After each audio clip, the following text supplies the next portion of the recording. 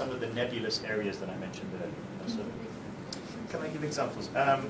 Sure. At the UN, for example, there is a committee on economic, social, and cultural rights whose role is to supervise how states comply with the International Covenant on Economic, Social, and Cultural Rights, which I mentioned earlier.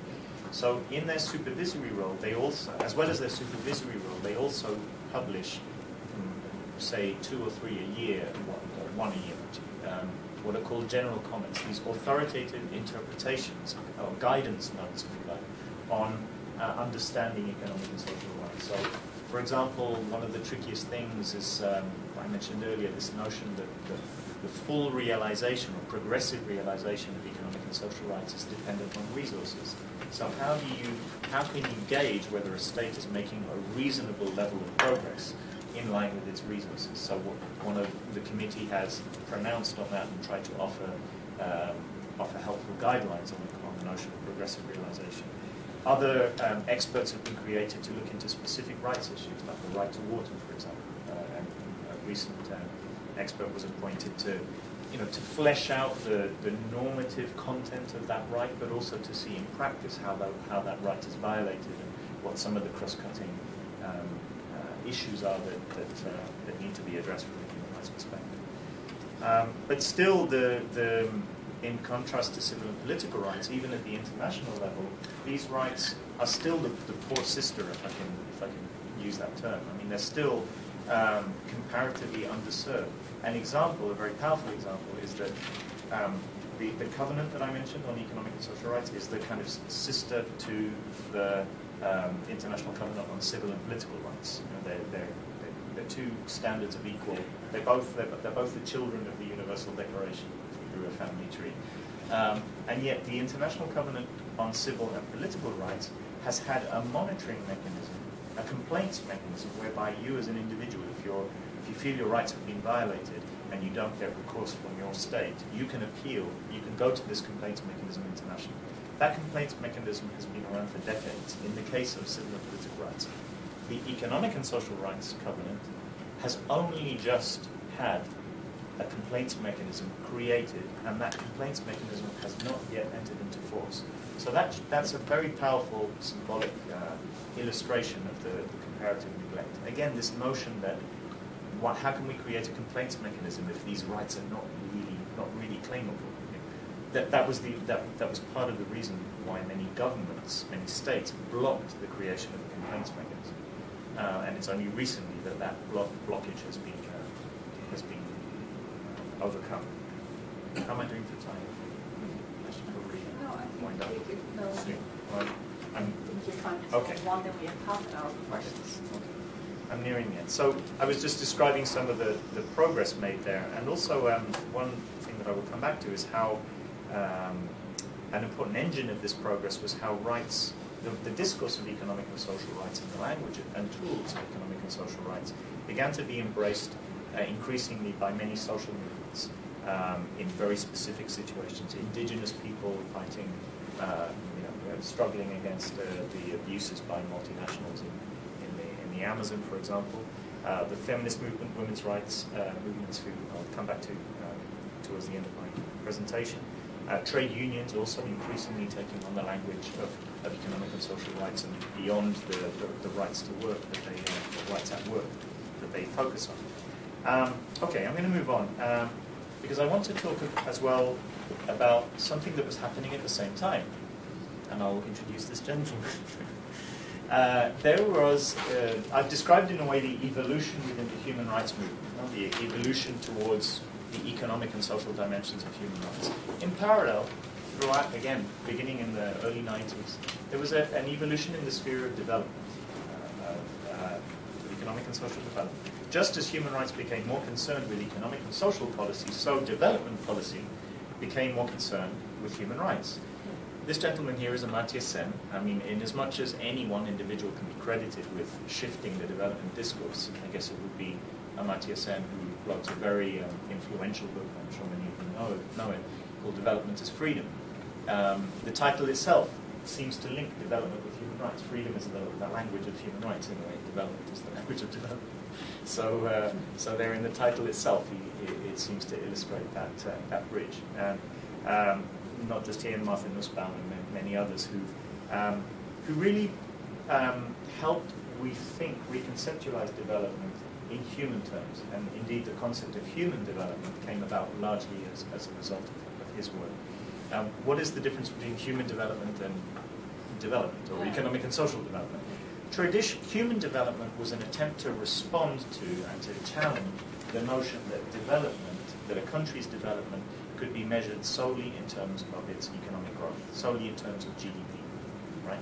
That well-being, a state's well-being was about more than just GDP, because there were countless examples of states whose GDP increased exponentially, and yet human rights, economic and social rights, had not benefited as a result, largely because economic growth only benefited elites in a certain country and didn't trickle down, despite the myth of trickle-down economics, didn't trickle down to the poorest and most marginalized.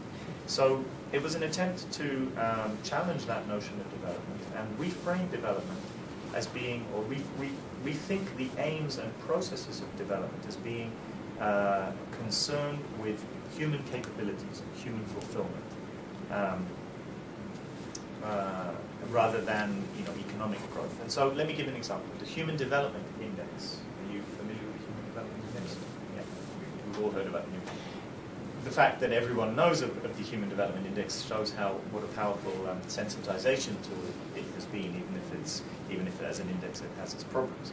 The Human Development Index was an attempt to say, look, GDP growth, or GDP is one indicator of how well a state is doing in terms of its development, but you've got to include human dimensions. You've got to include education indicators, literacy rates, for example, or health indicators. And so the Human Development Index is a composite index that brings together both a measure of GDP growth, of economic growth, but also human indicators like education and health. We can come back to that, the problematic aspects, later. I wasn't planning on talking about that, but it's just an illustration of how the human is brought into development. Yeah?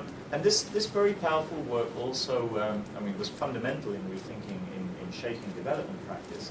And it also strengthens the indivisibility argument, this argument that really rights cannot be separated.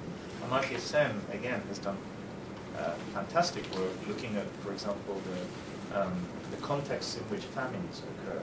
This is very famous work as well. And he has demonstrated that famines tend to occur in countries where civil and political rights are heavily curtailed, which is an interesting connection. It proves this empirically, and that in most countries which have more functional democracies, it's possible the policy space exists to put in place proper famine prevention to challenge the way in which the state is going about ensuring food security. So that to me illustrates again, it reinforces that notion of the interconnectedness of rights. The emphasis of human development is on human beings as the subjects and agents of their own development rather than as passive objects of the development process. With a huge emphasis on, I would say that what's new and innovative about this work is the emphasis on participation of affected communities, the emphasis on accountability, which is very much echoes a human rights concern for accountability, and a greater focus on those disadvantaged, on those left out of development processes. So you can see how, these are very much human rights concerns and considerations as well. You can see how this heralds a kind of convergence between development and human rights practice. I put a lot of emphasis on Amartya Sen just because when I was thinking of images, I thought let's have an image of Amartya Sen. But I want to stress that, his work was influential, but I think human development has really sort of taken off because of agencies at the UN, like UNDP, UN Development Programme, UNICEF, and some others, and big international NGOs working on development, like the Oxfam family, Oxfam Novib, in particular in the Netherlands. I pointed to her as if she's somehow responsible for Oxfam Novib, but she knows what I'm pointing at. Has been particularly influential, I think, in pushing a rights-based approach to development. You've all heard this term, a rights-based approach. It's so often uttered that it's sometimes mentioned as an acronym, RBA, rights-based approaches to development. So, let me fast forward here. Where am I? I'm at the year 2000, roughly. The turn of the century. Economic and social rights has come in from the Cold War, if you like. It's coming from the cold. It's been reunited happily with civil and political rights, rehabilitated as rights of equal standing to civil and political rights. And at the same time, human rights practice, development practice seems to have moved much, into a whole different dimension where concern for the human being and their capabilities and rights seems to be a central concern of development. So at the dawn of the 21st century, all is well with economic and social rights. It looks like, we could all anticipate a wonderful new dawn for economic and social rights. Well, yes and no. And I want to, in my last piece here, talk a little bit about current challenges.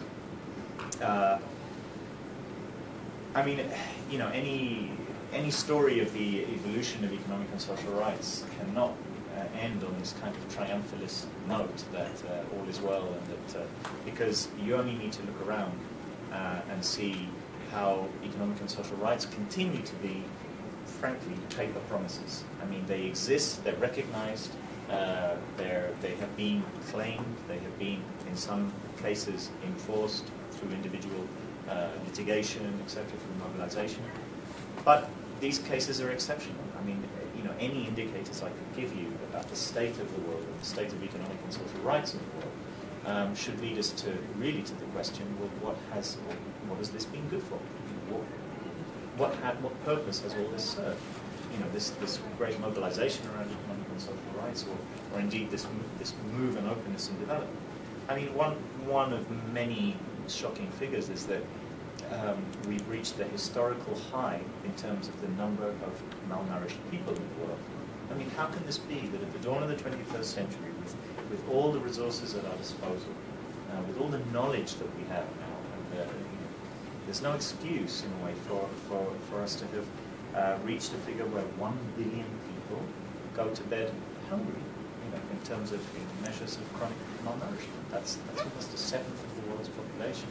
So, and I could give many others, but I just want to say that the reality check is a very sobering one. In reality, economic and social rights are still honoured only in the exception, I would say. And I want to look at why that is and some of the contemporary challenges for that. I've put here rights in recession because I mentioned the rosy prospect of the dawn of the 21st century, and then came the global economic crisis. I should say that most of the world has been in crisis for many decades. It's just that in the North we haven't noticed. But we talk about the global economic crisis in countries like the US and Western Europe because it's now hitting home. It's a crisis that has it didn't just originate here, but it also has had repercussions here in ways that previous crises, which have been played out in the global South, haven't done so. This crisis is a human rights crisis. It's an economic and social rights crisis. We've done work. I can refer you to our website, which has some of the powerful statistics on the increased numbers of people pushed into extreme poverty, the numbers of the millions of people worldwide who've been rendered unemployed or whose conditions of work have been made much more casualized and precarious. The number of the increase in malnourished children, the predicted increase in the number of children who will not survive to age 5 because of the crisis. These things have all been quantified. It's pretty damning and devastating. And yet, despite the fact that it's clearly a human rights crisis and an economic and social rights crisis, there clearly hasn't been a human rights response to the crisis. Certainly a human rights response would argue that the measures taken to recover from the crisis should abide by certain basic principles of non-discrimination, progressive realization, the notion that you marshal your resources as best you can to ensure that you continually move forward in the realization of human rights and that you safeguard certain priorities. These are all principles of ESG rights that I can explain a bit, maybe not discussion. But there are principles which are